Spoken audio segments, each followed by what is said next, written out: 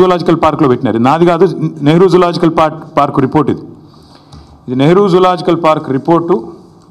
అందులో స్పష్టంగా ఉంది, హెచ్సియులో జింకలు దొరికితే దాన్ని తీసుకుపోయి ఎక్కడ పెట్టారు? జూ పార్క్లో పెట్టినారు. మరి ముఖ్యమంత్రికి జింకలు కనబడతలేవట, గుంట నక్కలు కనబడుతున్నాయట. దేశం అంతా కోడై కూర్చుంటే కూడా ముఖ్యమంత్రి గారికి అర్థం కావట్లేదు.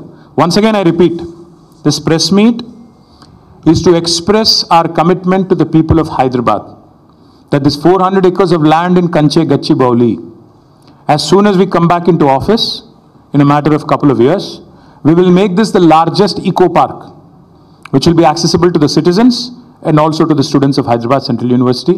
Will preserve biodiversity, will make sure that this will become a top-notch, a model eco park in the entire country, and our track record speaks for itself.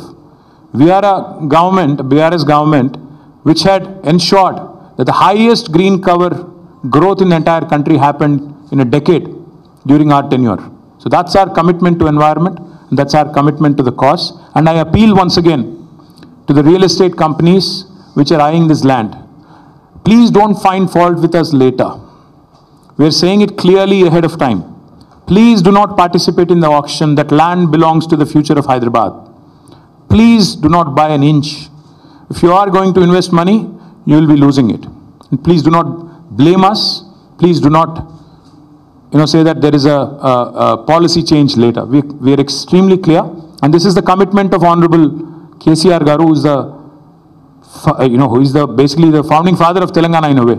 So it's his commitment, it's his word, it's our party's policy decision. Thank you. నేను హరగోపాల్ గారు చాలా డీటెయిల్గా చెప్పారు brother, ఎక్కడా కూడా ఏమి ఇవ్వలేదు. సరే, నేను ఆ జోలికి పోతలేను. అది హెచ్సియు ల్యాండా, గవర్నమెంట్ ల్యాండా అన్నది కాదు పాయింట్. అది ప్రజల ల్యాండ్. హైదరాబాద్ ప్రజల ఆస్తి, హైదరాబాద్ ప్రజల ల్యాండ్. అది మేమేమంటున్నామంటే అక్కడ కొత్తగా ఐటీ పార్కులు కట్టాల్సిన అవసరం అక్కడేం లేదు. మీరు కడుతున్నారు కదా, 4th సిటీయో 420 సిటీయో, అందులో కట్టండి. అందులో ఐటీ పార్కులు కట్టండి, అందులో మీరు చెప్పినవి అన్నీ చేయండి. స్కిల్స్ సిటీలు ఇంకేదో కడతా అన్నారు, అవన్నీ కట్టండి. మేము వద్దట్లేదు కదా. మేము 14,000 ఎకరాలు వడ్డిచ్చిన విస్తారలాగా మీ చేతిలో పెట్టినాం. మంచిగా చేయండి, అందులో మేము వద్దట్లేదు. We're welcoming economic activity and progress, but at what cost? మొత్తం హైదరాబాద్ యాజిటేట్ చేస్తుంటే, ఆ పిల్లలు హైదరాబాద్ కాని వాళ్ళు కూడా యాజిటేట్ చేస్తుంటే, వాళ్ళ ఆందోళనలన్నీ వదిలేసి 400 ఎకరాలు ఒక రియల్ ఎస్టేట్ బ్రోకర్ లాగా ముఖ్యమంత్రి పనిచేస్తుంటే, definitely as a principal opposition KCR గారు మా పార్టీలో చర్చించి ఈ నిర్ణయం తీసుకున్నారు. We are committed to it. ఈ 400 ఎకరాలని కాపాడే బాధ్యత మాది. హైదరాబాద్ ప్రజలకు ఇది మా వాగ్దానం.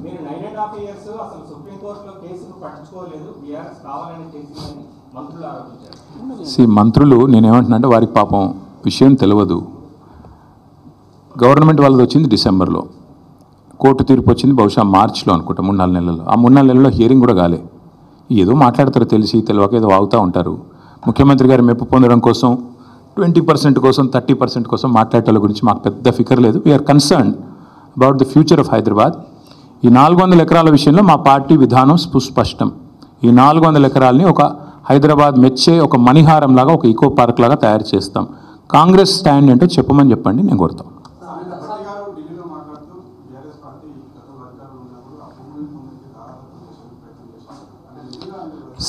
అధికారంలో వాళ్ళు ఉన్నారు, వాళ్ళు ఎవరికి దారాదత్తం చేశాం? ఇది గాలి మాటలు మాట్లాడి గాలి మోటార్లో తిరిగి ఇట్లా పోతారు వీళ్ళు. ఎప్పుడో ఏమన్నా అంటే ఎన్ని రోజులు మాట్లాడతారు ఈ గాలి మాటలు? ప్రభుత్వంలో ఉన్నారు, బాధ్యతగా పనిచేయండి, వాళ్ళు దగ్గర పెట్టుకొని పనిచేయండి.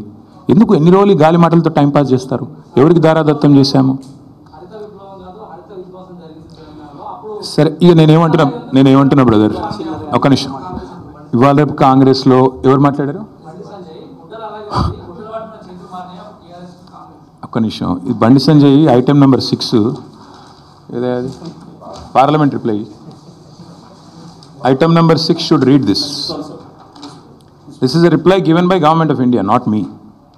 ఐటెం నెంబర్ 6 అప్పుడప్పుడు పార్లమెంట్ అటెండ్ అయ్యి, అప్పుడప్పుడు కొద్దిగా చదువుకొని, అప్పుడప్పుడు ఏమన్నా కొద్దిగా మాట్లాడితే, ఇది రిజర్వ్ బ్యాంక్ కాదు, ఇది forest survey of India report. ఇది forest survey of India report. ఇది గవర్నమెంట్ ఆఫ్ ఇండియాలో ఉండేవాళ్ళు కొంచెం చదువుకోవాలి. అప్పుడప్పుడు ఎంతసేపు తంబాకు నవ్వులుకుంటే ఆడియో తిరుగుతూ టైంపాస్ చేస్తే ఎట్లా నాకు అర్థం కాదు. మంచిది కాదు ఆయనకు కూడా. ఇప్పుడు చదువుకోమని చెప్పండి కొద్దిగా.